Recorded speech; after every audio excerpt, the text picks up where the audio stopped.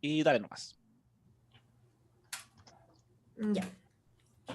Buenos días, profesor Camilo, compañeros, compañeras. Yo voy a hablar sobre un paper con título en inglés como el que pueden ver, pero más o menos.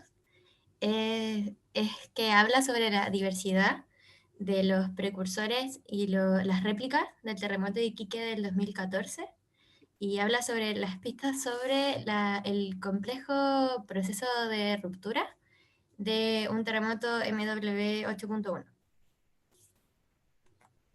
Entonces, como para poder guiar un poco toda la presentación, primero les voy a hablar sobre el contexto de la zona de estudio, después sobre resultados que se muestran en el paper, sobre la estimación de mecanismos focales, y después distribución de los precursores y réplicas espacialmente, y finalmente voy a hablar sobre la reología del margen convergente. Eso, en este paper se propone que la distribución espacial de los precursores y réplicas y sus características sismológicas están fuertemente controladas por las condiciones geológicas y tectónicas de la zona norte de Chile. Entonces, por eso como voy a terminar con eso. Ya, hablando sobre la zona de estudio, esta la pueden ver en la imagen de la derecha. Esta imagen está tomada de Google Earth y encerrada en un rectángulo más o menos la zona estudiada, que va entre los 19 y 21 grados de latitud sur, en la región de Tarapacá. La población de la región de Tarapacá en el censo del 2017 fue de 330.558 habitantes. También medí la distancia aproximada a las fosas desde la costa y es 130 kilómetros. Esta zona ha sido monitoreada activamente desde el 2007 por el programa IPOC, que es del Centro Sismológico Nacional. Em, Toda esta zona se encuentra en un ambiente subductivo entre las placas de Nazca y Sudamericana en el norte grande de Chile y posee un ángulo de entre 25 a 30 grados. Y también la velocidad de convergencia entre las placas es de 6 a 7 centímetros por año. También les quisiera hablar sobre el contexto de gap sísmico del Norte Grande, que es bastante importante para entender por qué la zona ya estaba monitoreada. Bueno, un gap sísmico es una zona donde rompió esta zona en algún terremoto hace bastante tiempo y no ha vuelto a romper, entonces se espera que vuelva a ocurrir algún terremoto ahí.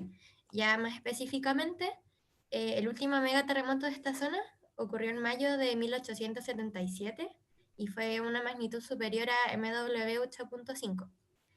Como podemos ver aquí en la imagen, espero que puedan ver mi cursor, aquí sale como el largo de ruptura de 1877, que es todo esto que está en blanco, y el terremoto de Iquique viene a romper en una de estas zonas. Entonces, entendiendo este contexto de gap sísmico, es que ya podemos estudiar mejor el terremoto de Iquique. Como les mencioné, fue el 2014, específicamente fue el 1 de abril, con una magnitud MW 8.1 y bueno, aquí pueden ver la latitud y longitud específica. Y lo curioso es que también la profundidad fue de 17.1 kilómetros, o sea, fue bastante somero. También cabe destacar las redes que registraron este terremoto. Como les mencioné, estaban las estaciones permanentes del programa IPOC del Centro Sismológico, que estaban aquí debido a que en el 2007, el 2006 habían habido eventos sísmicos como importantes, entonces se decidió como instalarlas. Y ya en marzo, esto es lo importante de este terremoto, que tuvo una actividad precursora importante. Entonces se instalaron a mediados de marzo, si no me equivoco, unas redes temporales, son 26 estaciones temporales de banda ancha, que son las que se encuentran ahí en verde. Y ya una vez, por lo que se pudo registrar bastante bien el terremoto, y una vez ya ocurrió el terremoto, se instalaron otras estaciones temporales para que registraran las réplicas. Entonces, el tiempo de estudio como de este paper es del 1 de marzo al 31 de julio del 2014, como los sismos que se registraron bien. También creo que es importante destacar que la zona de ruptura es de 100 kilómetros por 50 kilómetros aproximadamente. Ya habiendo hablado sobre el contexto, vamos ahora a hablar sobre la estimación de los mecanismos focales de este trabajo. Entonces, se calcularon los tensores de momento de 151 eventos mayores a MW 4.5 en el periodo de tiempo que les describí anteriormente. Y se calcularon bastante bien. De hecho, aquí hay un ejemplo que es la mayor réplica, que fue el 4 de abril, 3 días después del evento principal. Fue 6.0 MW a una profundidad de 28 kilómetros. Y podemos ver que el modelo utilizado para este estudio es bastante bueno. En la parte de arriba podemos ver el tensor de momento de este estudio, en la letra A, en la letra B según el catálogo USGS y en la letra C según el catálogo GFZ. Entonces, se parecen bastante. Igual la USGS y GFZ tienen como están un poquito rotados en comparación al de este estudio.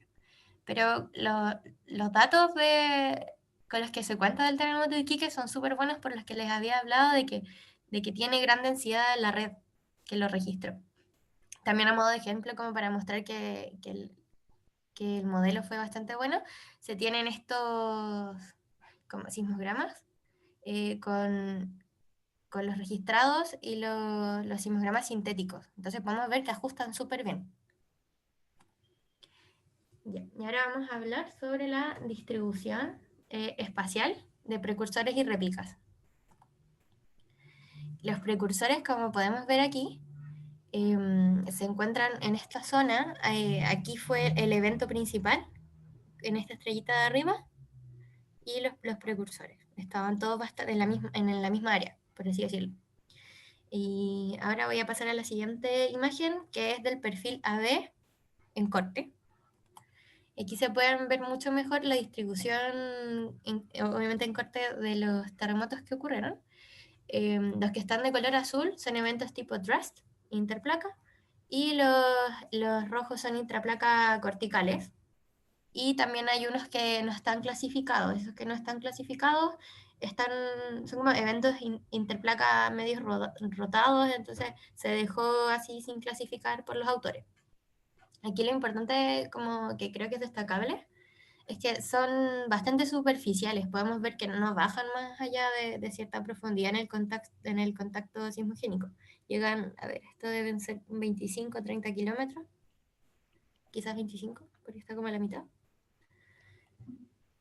Y hablando sobre las réplicas, podemos ver que ocurrieron mucho más abajo. Voy a devolverme un poquito para que lo noten.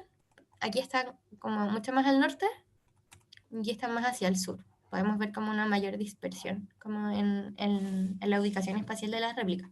Aquí está la réplica que vimos delante del tensor de momento, que ocurre acá. La mayor réplica, este es el evento principal y este es el mayor precursor. Aquí podemos ver en el perfil AB, que es como el perfil más al norte de las réplicas, que también tiene bastante sismicidad en la superficie, como más hacia la superficie, y hacia más profundidad tiene menor cantidad. Después ya el perfil CD, que está un poquito más al sur, podemos ver que esto cambia y hay mucha más sismicidad a medida que aumentamos la profundidad. Bueno, y ahora esto que tiene que ver con la reología del margen convergente entre las placas que estamos viendo. Bueno, antes que nada quisiera como hacer una comparación que hacen los autores del paper sobre el terremoto de Iquique con otros eventos interplaca como lo son el Maule del 2010 y Tohoku 2011. En general, los eventos del estudio del paper, los de Iquique, se distribuyen al suroeste de la zona de ruptura que rodea el límite entre la zona de la fosa del deslizamiento y el deslizamiento ecosísmico máximo.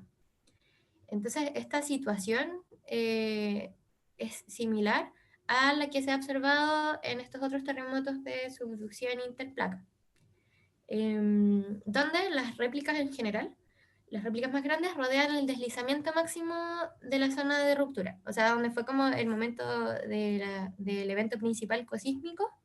En general, las réplicas rodean ese sector.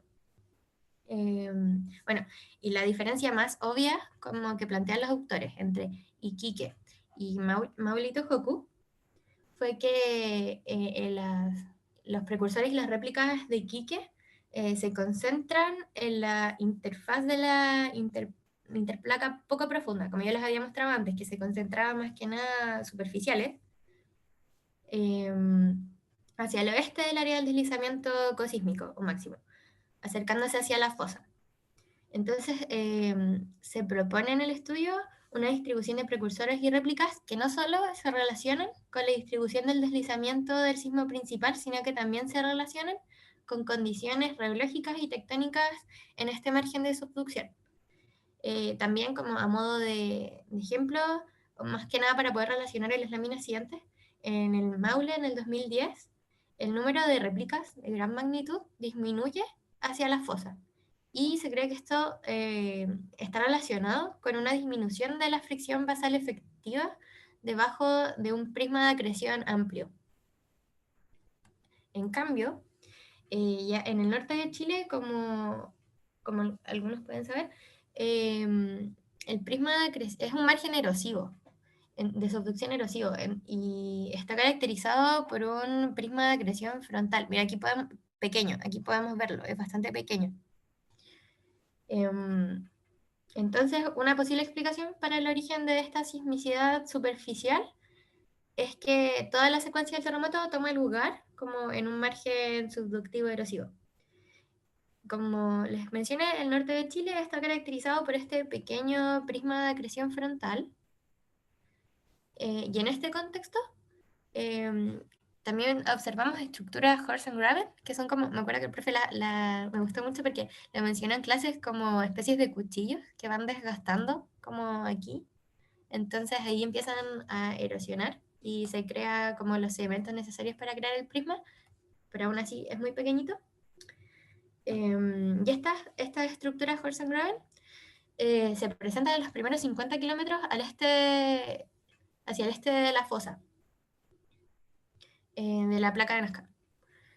Entonces, esto puede tomar como el control en la diversidad de los eventos observados durante los precursores y las réplicas en el estudio. Entonces, esto nos permitiría relacionar las características de la secuencia del terremoto de Iquique con las principales características observadas en la sísmica de los perfiles. Este es un perfil AB, que es el que hemos estado viendo todo el tiempo, y después les voy a mostrar el perfil CD. Como era característico de las imágenes anteriores, también aquí pasa, el perfil AB tiene bastante sismicidad como más superficial. Después el perfil CD vamos a ver qué pasa nuevamente. Entonces, como unas características que podemos observar es falta de sedimentos en la fosa, un pequeño prisma de acreción frontal y una cuña continental erosionada de aproximadamente 50 kilómetros de ancho. Además, es importante como destacar que se asocia a una velocidad de onda P relativamente baja, como que se caracteriza en estructuras menos consolidadas que, por ejemplo, rocas más duras. Y también que podemos aquí ver muchas fallas. Y probablemente aquí está hidratado. También es importante decir que los precursores y las réplicas que se encuentran aquí presentan una fuerte correlación con las unidades tectónicas de la placa continental, como aquí el contacto. La sismicidad entre las placas se detiene cerca de la fosa. Podemos ver aquí que aquí está la fosa, aquí está el pequeño prisma, y aquí ya se detienen. Entonces, probablemente esta puñada de acreción frontal inhibe la ruptura sísmica rápida. Con eso quiere decir que se comporta como una zona antisísmica, por así decirlo. Entonces, la sismicidad interplaca superficial se concentra por debajo de la cuña continental erosionada, que se extiende cerca de 50 kilómetros hacia tierra desde la fosa, en esa parte de la zona de subducción, que es ahí, ¿dónde está el cursor? Aquí, que es la que está acá. La erosión tectónica en la base de la cuña continental parece ser un proceso de deformación muy importante que domina un poco el esquema. Ya viendo el otro perfil, el CD, que recordemos que estaba más hacia el sur que el otro, podemos ver que hay más sismicidad un poco más profunda. Entonces, la transición entre los eventos interplacas superficiales y los eventos interplaca más profundos vemos que son menos numerosos y están ubicados, como les dije, más profundo y coincide aproximadamente con el límite terrestre de la erosión de la cuña, que sería aquí donde llegan las estructuras Horst and Graben. 5 minutos, Javi. Ya, terminó. Entonces, esto puede explicarse por la fuerte disminución de fricción basal e interna, debido a las fracturas y al contenido de fluidos de la cuña ya erosionada. Eso, ¿qué más quisiera como hablar de esta imagen? Que, como les había mencionado, aquí había como un ángulo de subducción propuesto, pues no me acuerdo cuál es el nombre del autor, pero es por otro autor de otro paper, y ese estaban usando como de referencia en este estudio, pero finalmente se propone este otro que está como en línea punteada negra. El propuesto anteriormente era como este como gris. Entonces se cree que esta parte puede deberse a estas estructuras Horst and Graben. Eso, esa es mi presentación. Gracias.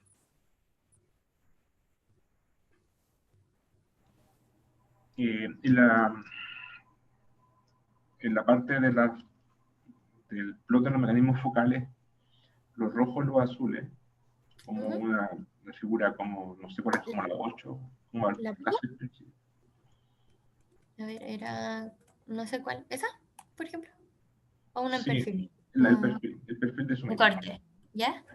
El otro corte, Ese. ese. ¿Ya? Hay otro más, ¿no? Otro Sí, corte. hay uno que se nota como más la diferencia. Sí. Sí, ese, lo rojo, bueno, ahí dice eventos corticales, pero ¿estos son réplicas o son aftershocks? ¿Qué son? Estos son precursores, si no me equivoco. Sí, estos son precursores. Y las siguientes son réplicas.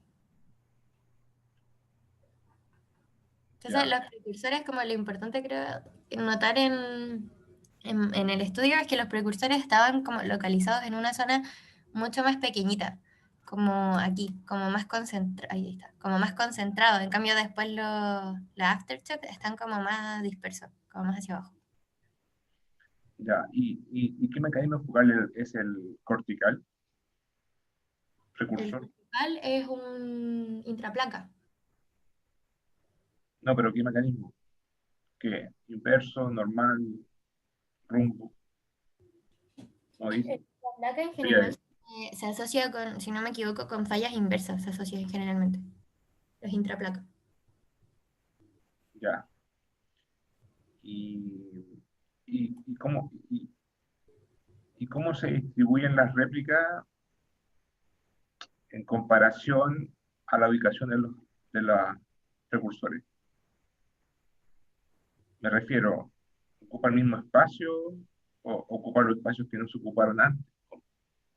Sí, ocupan espacios que no se ocuparon antes, porque ya aquí está una imagen de los precursores, están como mucho más concentrados y como más hacia la superficie. Y después voy a irme ahora a los... Ya, aquí tenemos también unas réplicas que abarcan más o menos el mismo espacio, pero podemos ver, por ejemplo, en este perfil, que es más o menos el mismo, creo que es de hecho el mismo perfil de antes, que no tiene tanta sismicidad aquí como intraplaca cortical, y además se agregan como estos, que son poquitos, pero en el siguiente perfil que está más al sur podemos ver una mayor distribución hacia mayor profundidad. Entonces abarca otras zonas. O sea, abarca otras zonas y repite las mismas, parece. Claro, sí.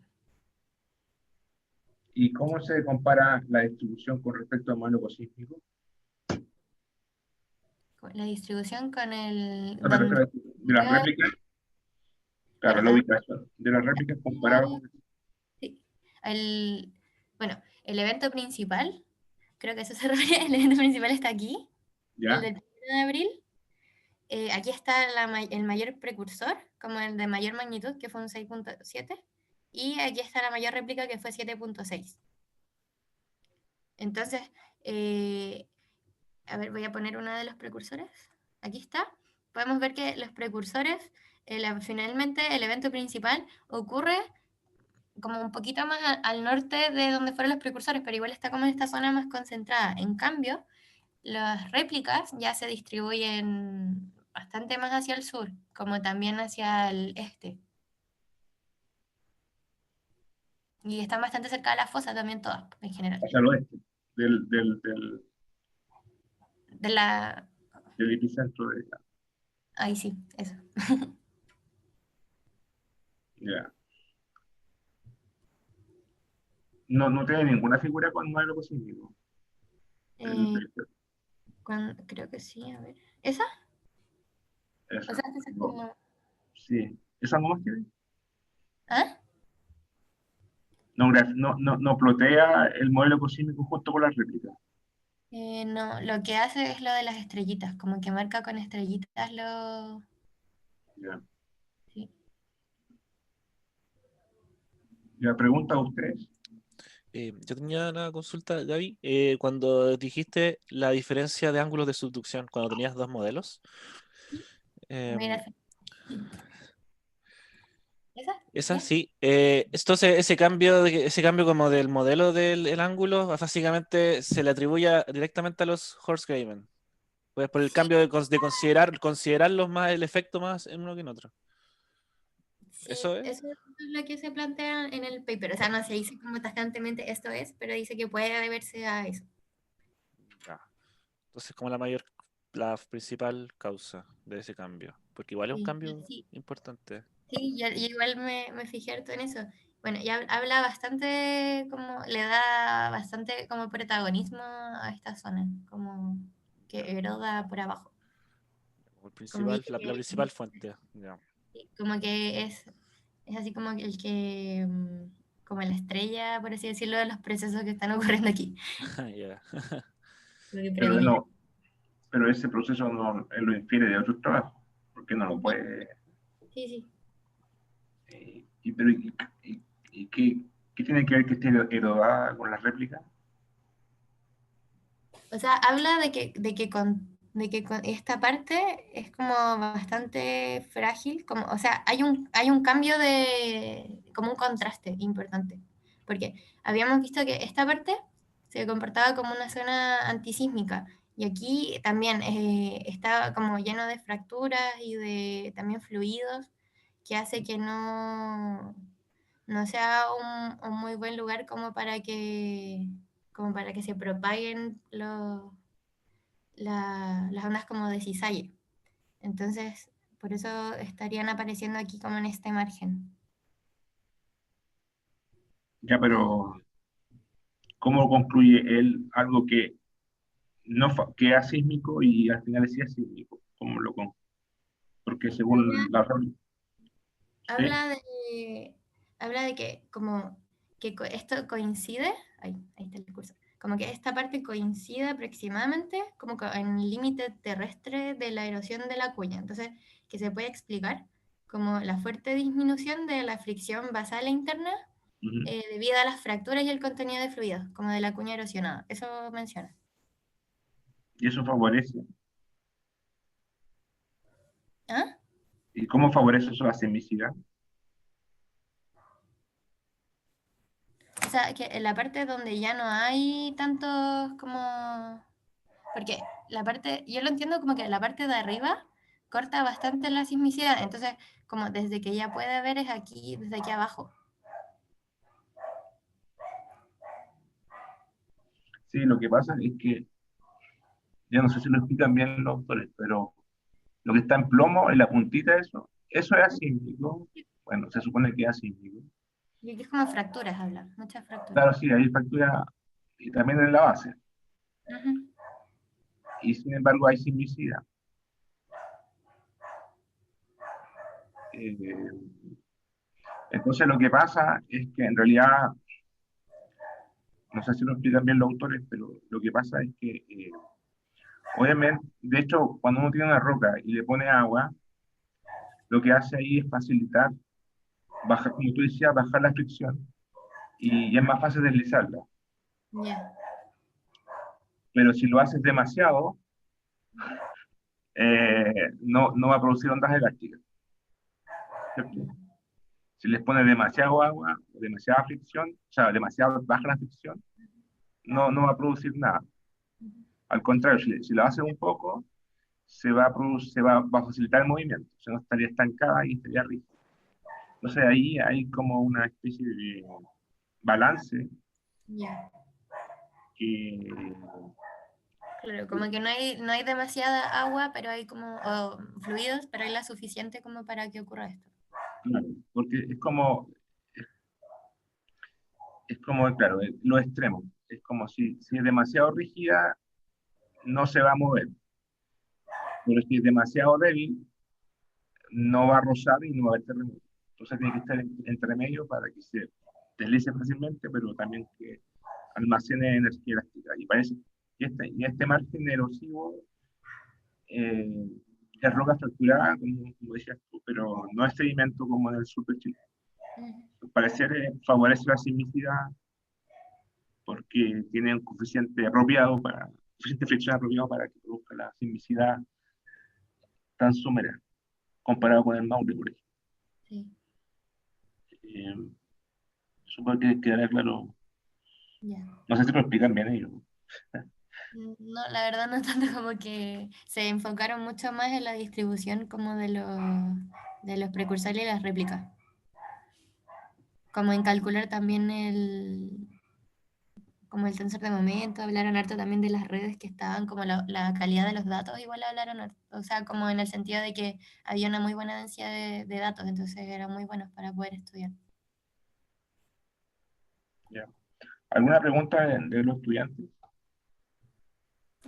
Yo tengo una, en esta misma imagen, entiendo que la línea punteada gris era el modelo propuesto por autores anteriores y la negra más chiquitita es el modelo de esta publicación. Ajá. Y no sé si ellos mencionan, o si tú lo mencionaste también, hay un cambio de ángulo Ujú. como de la subducción, como que se quiebra en un momento la línea. Sí, eso lo dicen que se asocia con esta parte, como de los horse and graben que se están metiendo. Como que lo asocian a eso, pero no, tampoco ahondan mucho más. Como que más que nada siguen como la línea de los sismos. Ya. Igual me hace recordar lo que vimos en clase, este mecanismo de convección del rollback. El Pero bueno, rollback. sí tiene nada que ver, porque en realidad por las dimensiones, o sea, igual las profundidades Sí, quizás no son tan altas, grandes como para que se genere rollback. No sé si me llamaba la atención eso. eso Me sería, recordó. si me acuerdo bien, esto sería como el backstop, que es como el límite superior como de la zona sismogénica, una cosa así. No, el backstop, en realidad el backstop sería la cuestión chiquitita pluma, ¿no? Ya, esta parte. Claro, pero es casi decir que es la fosa, por la resolución de los Sí, estudios. sí, Es claro, como decir que no hay backstop casi. sí. O Eso sea, está. desde el punto backstop sísmico. Puede haber un contacto petrológico, sí, de roca, Ujú. que probablemente es lo que tú tienes en la zona achurrada y la zona blanca. Es un contacto de roca o contacto geológico, pero sísmico parece que no hay. Ya. Y eso del rollback, puede haber rollback, pero claro, a nivel regional, a nivel litosférico. Esos cambios de ángulo también pueden ser por bending, ¿no? Ese cambio de ángulo que está ahí está por bending. O sea, bending me refiero a flexión, abombamiento de las placas. Eso también es litosférico, pero produce. No se entiende bien por qué se producen esos cambios. Lo que sí está claro es que las subducciones no son líneas rectas como ponían antiguamente los sismos. Para nada, eso es intuitivamente claro que no son líneas rectas, son siempre curvadas y pueden tener más de un punto de cambio de curvatura.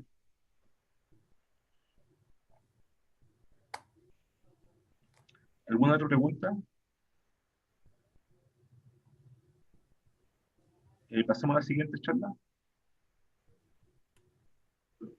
Vale, gracias. Ya, Dale nomás, Andrés, que está listo para sí, compartir. sí, listo.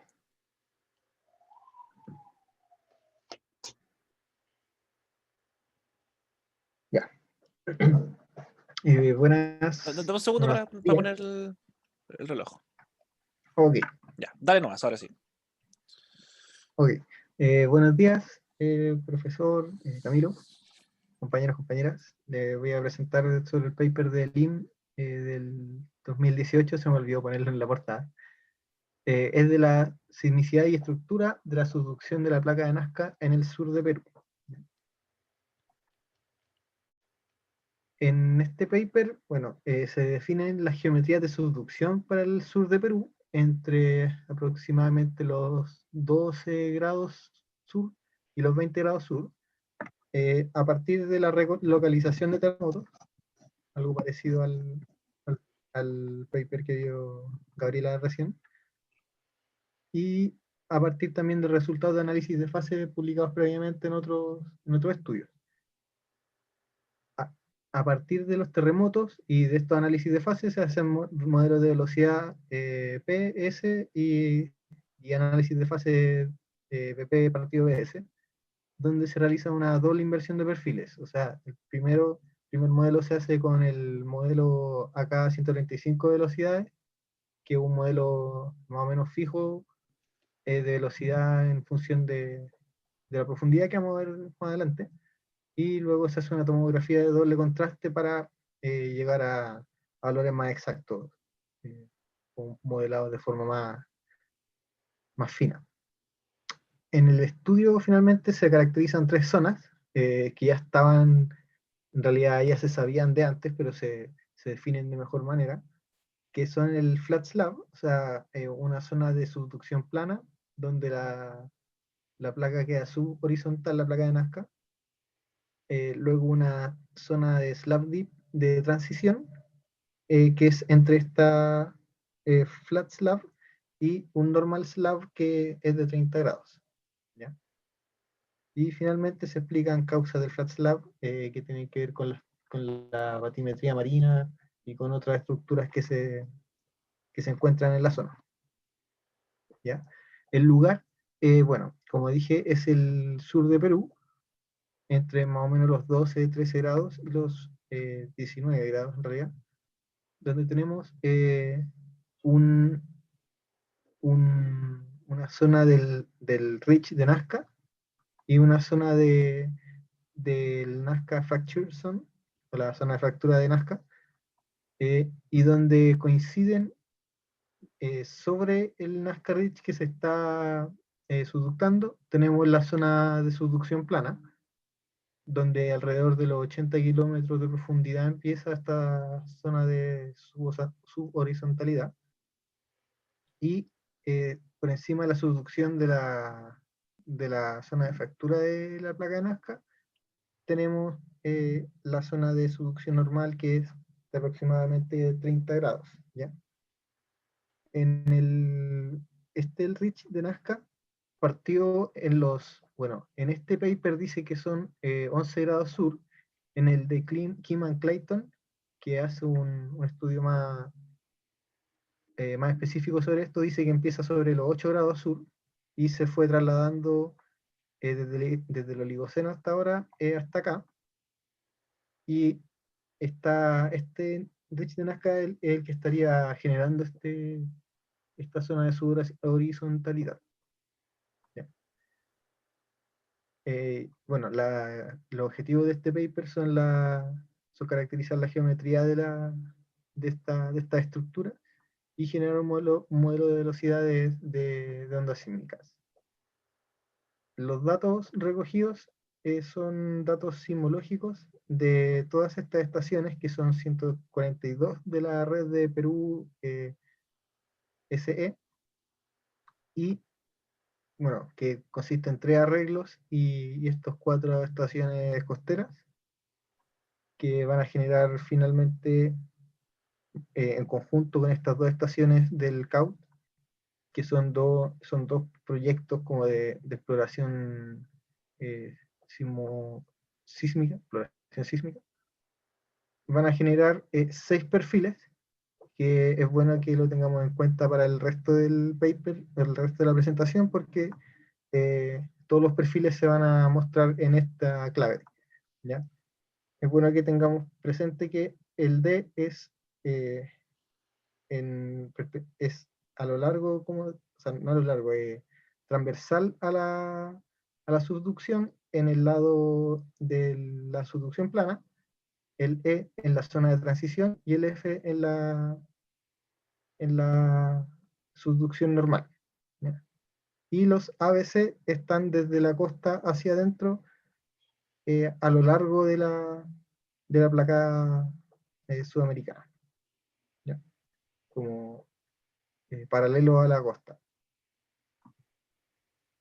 Y bueno, son miles de terremotos que ve este catálogo porque fueron puestos entre el 2008 y el 2013, pero se terminan eligiendo 451 que son los que se pudieron localizar bien. ¿Ya? Bueno, el procesamiento de datos, eh, lo que primero se hizo para filtrar los terremotos fue piquear automáticamente los tiempos de llegada a P y S, y se diferencian o sea, se filtran por la diferencia de tiempo de la llegada de onda, de manera que hay una precisión mínima aceptable, ¿ya? Y luego los 451 terremotos que fueron filtrados se piquean manualmente las ondas P y S, bueno, la onda P en la componente Z y la onda S en el componente H. ¿Ya? Y los hipocentros obtenidos, lo que se hizo primero fue asumir este modelo de velocidades AK-135, que es el que dije,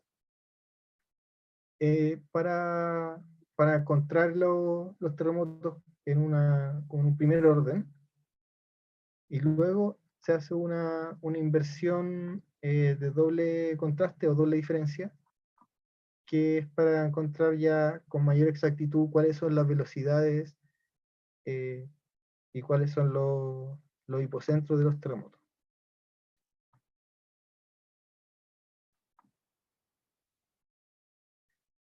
Ya. Y como resultados obtenemos, vamos a tener varios gráficos.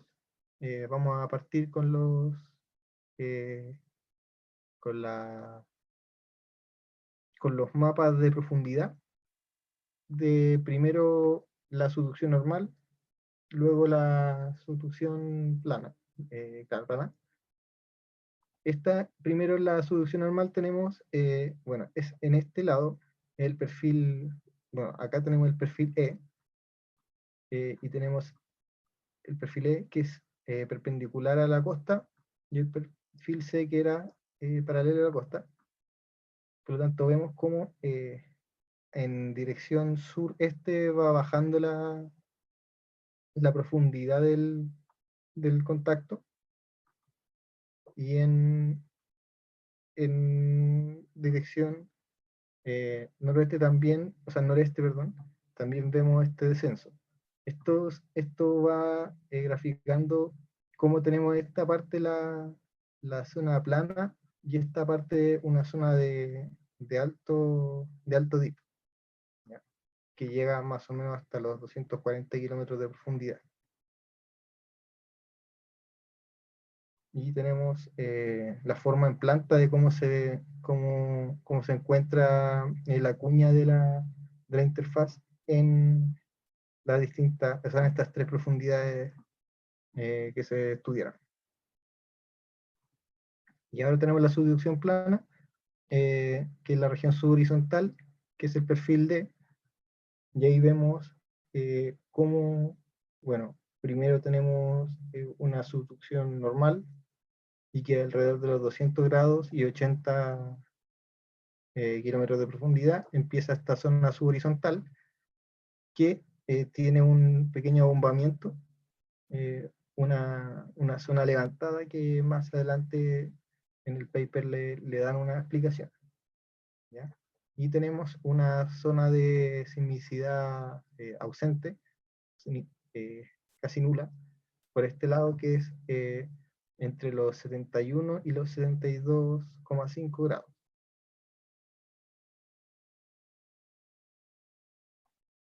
Ya. Y luego para interpretar y para ver cómo es la precisión de los datos en un modelo como el que tenemos, en una situación como la que tenemos, perdón.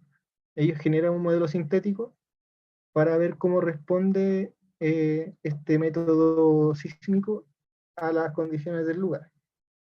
Y bueno, ellos aquí deducen rápidamente que se tiene una buena resolución de alrededor de 10 kilómetros, y, o sea, 10 kilómetros para las estructuras horizontales, y hay una estabilidad buena hasta más o menos los 130 kilómetros, con bueno, algunas zonas de mayor resolución y mejor densidad de rayos que otras, ¿ya? Estos lugares donde está como más claro los colores, es donde mejor resolución de rayos sísmicos hay, por lo tanto los datos son más confiables. Tenemos acá los resultados de las velocidades de onda P,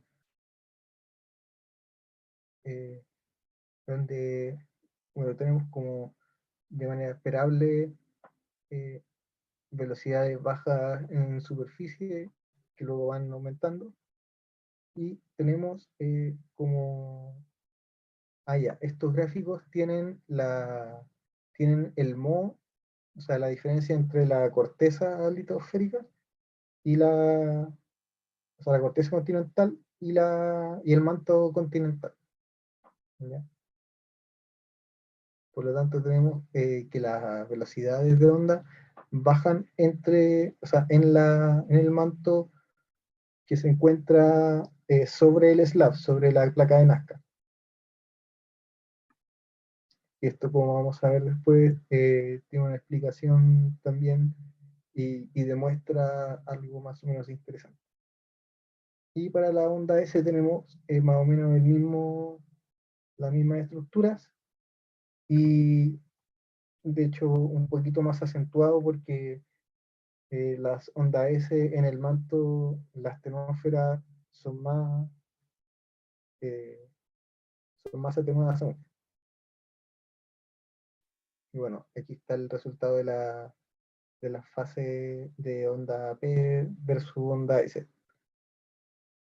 Y las zonas corticales de baja velocidad de onda P, las tenemos fuertemente cerca de los 400 kilómetros, que también es perdón, que aquí cambian los colores. Cerca de los 500 kilómetros y los 350 kilómetros, que es más o menos lo mismo que vimos en los gráficos anteriores. Y acá tenemos cortes horizontales de velocidad de onda S, que creo que los tengo en la descripción, sí. Entonces vamos a pasar adelante, después lo explico. Ya. Finalmente, esto se encuentran varias estructuras de baja velocidad en el slab plano, que bueno, es baja velocidad de onda P y altas velocidades de onda S. Por lo tanto, la fase de P versus, o sea, partido PS, eh, es alta, o sea, es baja también. Es como doblemente baja. Y en superficie, en las zonas más corticales, tenemos varias estructuras de baja velocidad. Y como interpretación a la zona de subducción plana, se le da principalmente dos explicaciones, que es la existencia del ridge Nazca, que estaría hidratando y enfriando el manto que está por sobre la placa en... A ver, voy a retroceder al gráfico que teníamos acá. ¿Ya? Entonces, el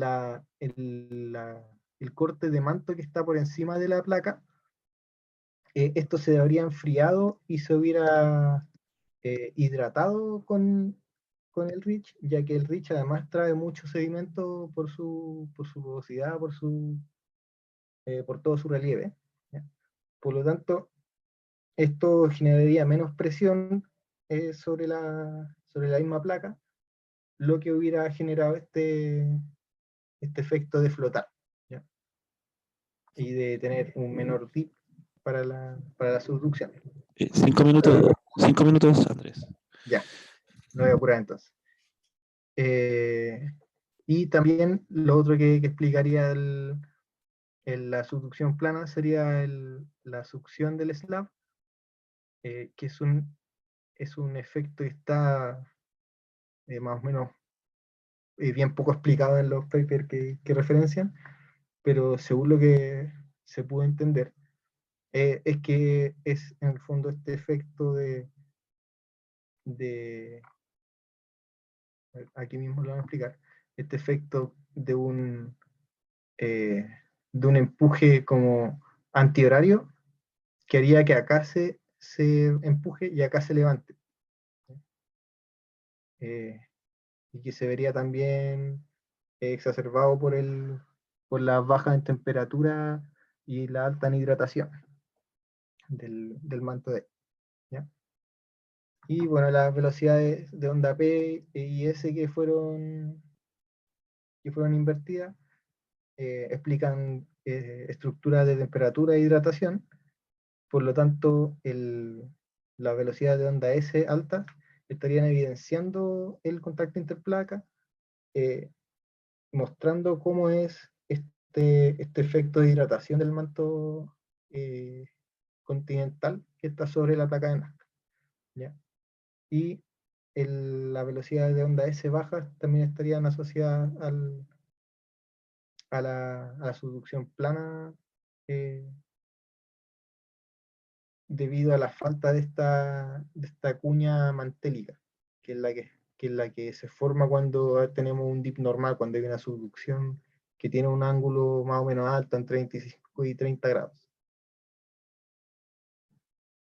Y bueno, aquí tenemos más explicaciones sobre la velocidad de onda, que estaría mostrando algunas funciones parciales o sea, por magmatismo reciente por sobre la cuña mantélica cerca eh, por la zona de transición y la zona de slab normal. Y bueno, finalmente tenemos las conclusiones. Se logró modelar exitosamente la subducción de la placa de Nazca en el sur de Perú, en el dominio de espacio que se tenía con Replau. La sismicidad relocalizada sugiere un tránsito suave desde la subducción plana hasta la subducción normal de los 30 grados, donde también hay un aumento de la presión de hasta un 10% más o menos del strain, como le dicen en el paper. Tenemos que la fuerza de la succión del slab estaría cumpliendo un rol vital para mantener la subducción plana, ya que a pesar de que esté el ridge,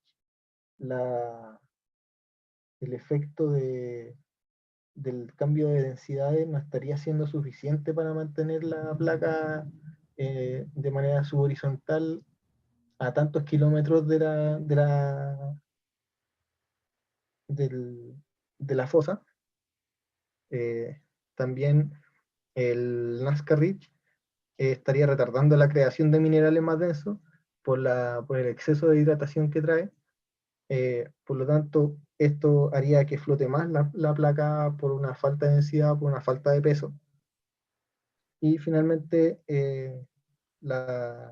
los fluidos de la placa Nazca que suben hacia el manto litosférico también estarían afectando en que no haya actividad volcánica en la zona de subducción plana. Y finalmente tenemos las referencias, que son varias, no me cupieron todas en una diapositiva, pero la que suba ahora la voy a agregar las que sean necesarias y donde aparecen algunos de los fenómenos más puntuales que hay en la presentación. Muchas gracias. Ya, ¿Cuál es el perfil EE prima y DD prima? ¿Es solo normal y plano? ¿Solución plana? ¿Cómo, disculpe? EE es solución normal No, o esa plana. es la zona de transición entre subducción plana y la subducción normal. Entonces puedes colocar el DD versus el FF. Eh, a ver, acá están las tres zonas. Este es el modelo sintético, sí. Pero ahí se ve cómo, ahí está la subducción plana, ahí tenemos una zona de Ya, perfecto. transición y finalmente la zona. Ya. Entonces, ¿cómo crees tú que el slab suction produciría el flat slab? O sea, no es que lo produce, sino que lo mantiene. Ya, De todas formas, revisé las referencias que tenía el paper y son más o menos referencias fantasma, porque no hablan específicamente ninguna de cómo actúa el, el slab suction en una geometría de subducción plana. Lo que yo inferí es que como el slab suction es algo que se da desde este lado, como en una cuña mantélica así, es un efecto antihorario que se genera en este lado del manto. Yo imagino que este lado de acá genera un efecto parecido en esta zona de subducción plana, por lo tanto haría que descienda la placa en este lado y que suba por acá, porque además ese efecto en este lado del manto también se replica en el otro lado, desde el otro lado del manto. pero ¿qué hace el slab suction? Y Slab Suction hace, por lo general, o sea, en los modelos que vi generales, aparecían todos con subducciones normales, o de esta forma, con un ángulo más o menos grande. Y el Slab Suction generaba como una especie de corriente de fuerza que traía a la placa hacia allá, en el mismo sentido en el que está subductando. ¿Cómo produce el flat slab si la tira en la misma dirección de la subducción? Sí, la verdad, esa era, también quedé con esa duda de ¿Ya? las referencias Bueno, que. el slab suction se ve en el curso de geodinámica de licenciatura en geofísica. Bueno, en realidad el flujo astenosférico, es la astenósfera que produce la. Suction significa succión, ¿cierto? Y succiona la placa hacia arriba, o sea, hacia arriba, ¿sí? Porque el flujo tira como perpendicular al slab hacia arriba. Y por eso favorece el flat slab. No sé si, claro. Entonces, mm, claro, es discutible si eso lo produce o lo mantiene, o ambas quizás. Yo creo que quizás una combinación, porque en algún momento esto no era flat slab, era normal. El flat slab se fue corriendo al sur, lo entiendo. Y bueno, eso es más discutible, más complicado, pero lo que hace la succión como lo dice el nombre, succionar y lo tira hacia donde está el flujo astenosférico, que sería en este caso en la dirección eh, perpendicular al slab, digamos hacia arriba, orientado al arco. Otra pregunta, ¿puede explicar las causas de las bajas velocidades bajo el flat slab?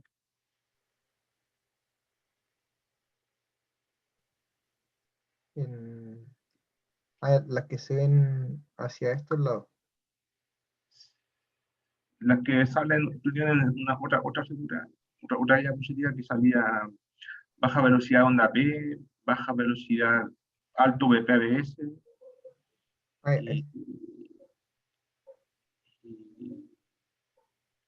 y, esa. Y no sé qué pasa, la corteza continental, no sé que también, también hay baja velocidad. ¿Cuáles eran las causas de esas bajas velocidades?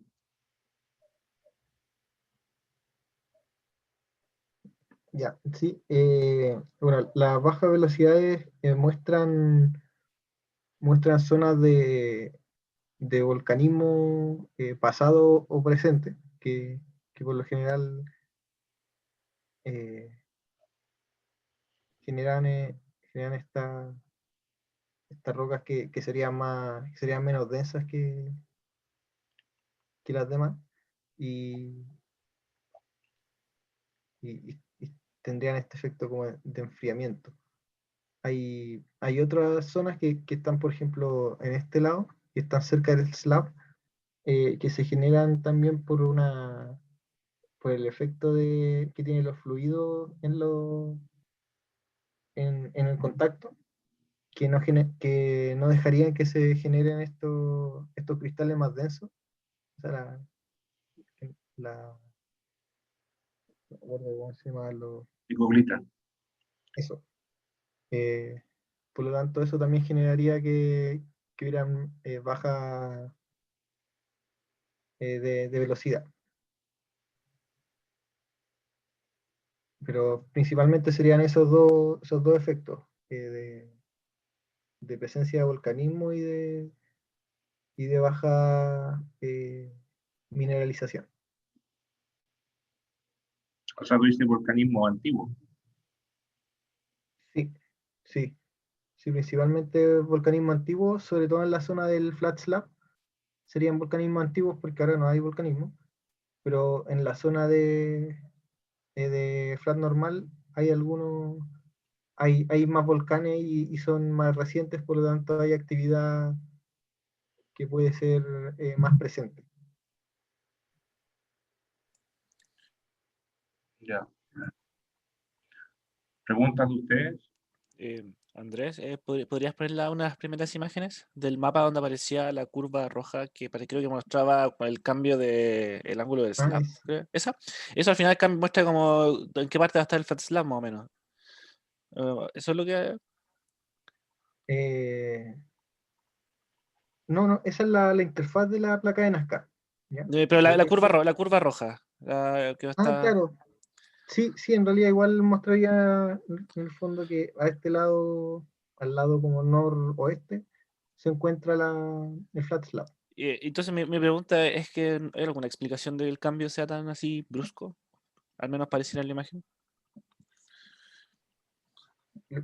Porque aquí está subductando el Nazca Ridge. ¿Sabe?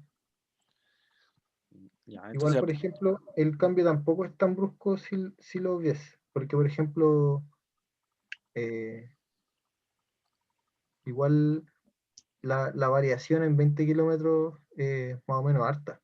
Entonces, la zona de transición, a lo que concluyen en el paper, es que es bastante suave. Son varios cientos de kilómetros en los que hay hay un dip más o menos suave, y finalmente el, el slam normal llega por acá, como en la zona más al sureste de las mediciones. La figura 1 creo que se ve cambio flash slab, Creo. o no, la figura 2. La que sigue, ahí, Ahí, sí. esa es. La, Claro. lo, ahí no se ve, no se ve. Lo azul es normal, ¿sí? Sí, claro, lo azul es. La parte normal es como esto de aquí. Esto de acá es todo transición. Y en la esquina del mapa de colores está el flat slab. Ya. Sí, bueno, ahí la profundidad pareciera un poco más constante, más o menos. Claro. Pregunta a los estudiantes.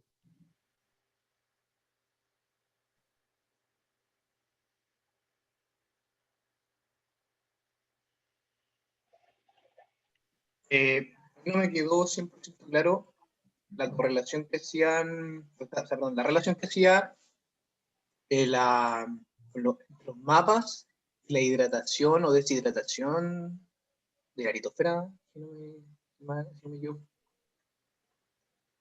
No me acuerdo bien qué día era. Ah, ya. ¿Cuál era como? Tú dime. No sé, creo que era, a ver, la de antes.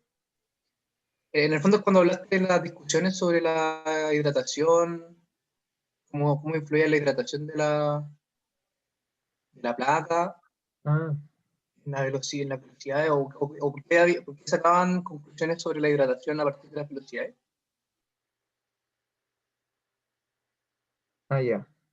Eh, sí, sí, lo que pasa es que en el lugar de mayor hidratación de la placa es donde tenemos el flat slab, ¿ya? La subducción plana. Y porque esta hidratación excesiva del manto continental se da por este mismo, por el ridge de Nazca, ¿sí? Entonces, ahí lo que está hidratado sería el manto. Claro, claro, y la parte más baja también de la corteza continental. Pero sí, el manto es el que sufre como el mayor impacto de esta hidratación. Y hablan en el paper si se trata del manto litosférico o el manto atmosférico. ¿Cómo? No, si mencionan si se hacen la distinción entre el manto atmosférico o el litosférico, ¿cuál es el que está hidratado? Ah, sí, a ver, en estos mapitas de acá se nota. Mira, la línea negra es el slab y la línea de ploma es la separación, el mojo, que es la separación entre la corteza continental y el manto continental, que es como la parte de la litósfera que es del manto. Y bueno, el manto astenosférico sería como lo que está más acá abajo. Entonces, lo que está hidratado es el manto litosférico. Claro, Sí. No, yo no creo que se metan con... no creo que puedan diferenciar entre el límite del manto litosférico y el manto astenosférico porque no... O sea, eso se ve con temperatura, no se ve con... O sea, no creo que se vea con sísmica. Debiese estar en alguna parte el litosférico y el astenosférico, pero eso se ve con un humano termal de temperatura. Yo pensaba que se veía también justamente con la onda sísmica, el comportamiento geológico que tenían. Pero no se atrevieron a trazarlo, parece. O sea, no es tan fácil, o sea, en realidad que si uno lo pone con sísmica, tiene que colocar un vuelo termal para ver si hay consistencia con las temperaturas, porque al final el astenósfera y litósfera son conceptos mecánicos y las velocidades son valores que nos ayudan para decir qué roca es, ¿cierto? Entonces es más petrológico, litológico. Pero me parece, entiendo la pregunta, pero no se atrevieron a... Ahora, me imagino que lo que faltó decir aquí fue que la placa, o sea, la dorsal de Nazca, o sea, ellos dicen que trae más agua. Eso dicen, ¿no? sí, Eh, trae más agua y sedimento. en realidad no están así porque el margen es erosivo, entonces no hay mucho sedimento que traer. Y lo otro es que lo que sí es seguro es que la dorsal de Nazca es gruesa, es una corteza no malamente gruesa y eso es más liviana y produce que baje la flotabilidad, o sea, baje el peso y aumente la flotabilidad y favorece el paso. Pero el tema de los fluidos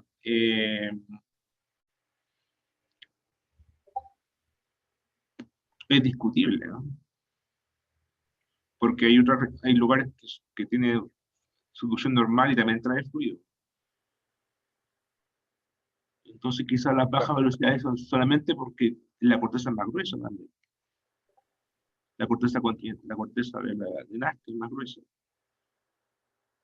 También. Sí, de hecho, una de las referencias que ellos toman, que es, creo, el de Kammler, algo así se llama, Mar- él dice lo contrario, que el, el Rich deshidrataría la... Claro, Eso. yo creo lo mismo. Yo creo lo mismo.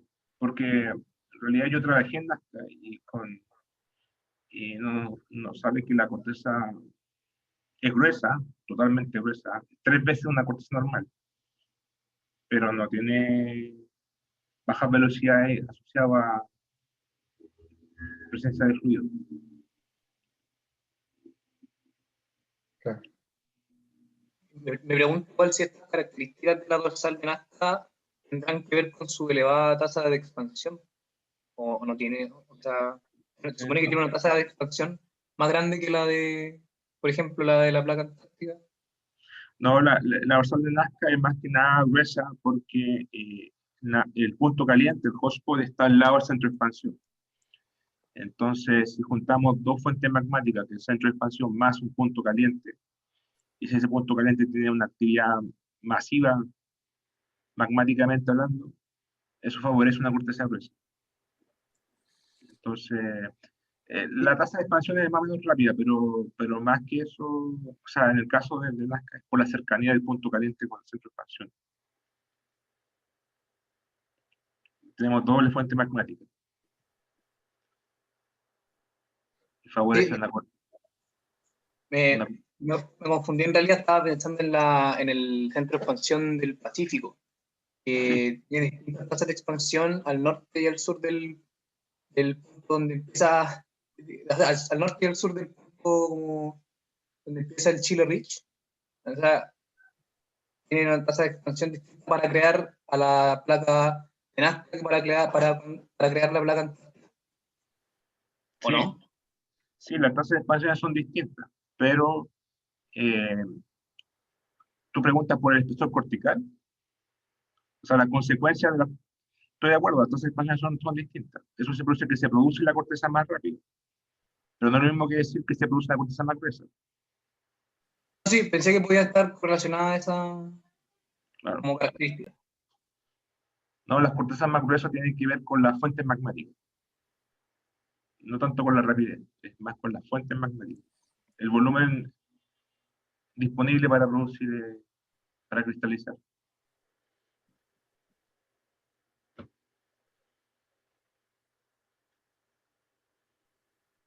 Ya, Interesante.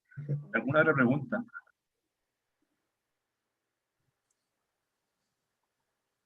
Bueno, entonces sigamos la próxima semana. La próxima semana le toca a Felipe y Cristóbal. Voy a subir esta presentación era anterior que no la subí, se me fue. No puede ser contigo. Ok. Entonces, eso, muchachos. ¿Recuerdan el control chico? Sí, que no lo dejen a última hora. Yo por el 15, ¿no? Creo que Sí. sí. Ya, chao. Entonces, chau, cuídense todos. Chao, que estén bien. Chao. Mucho éxito. Gracias, igual.